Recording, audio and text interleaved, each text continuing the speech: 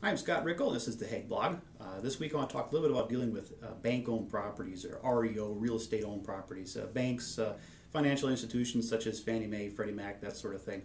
We get asked a lot, is it reasonable to expect a deeper discount when you're dealing with them as a buyer? In other words, are they more of an easy target than your typical seller?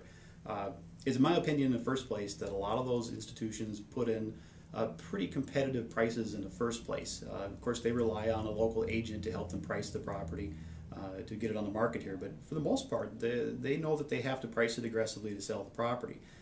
Now, of course, there are some that are distressed properties, and again, they'll try to figure out how much it's going to cost to get it rehabbed, and they'll take a commensurate discount off of that in the first place for the asking price. If it's a nice property, again, they're still going to be pretty aggressive with their pricing, so you can expect that they're priced at a level that will catch some attention and will sell fairly quickly, because the banks have a lot of carrying costs associated with having that listing in the first place, and they really don't want to sit there and own it. On the other hand, they're not going to give it away to you either.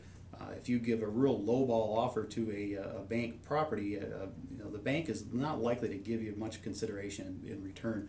If they've got a listing out there for $200,000 and you offer them $150,000, they're not meeting you in the middle at $175,000. As a matter of fact, they're less likely to give you a good counteroffer if you didn't start at a good number in the first place. So when dealing with banks, if you're reasonable with them, they're going to be reasonable with you. So always start with something that's a reasonable offer, as if you were just dealing with any other person. And just the fact that the house was priced well in the first place, you're likely to get a pretty good deal.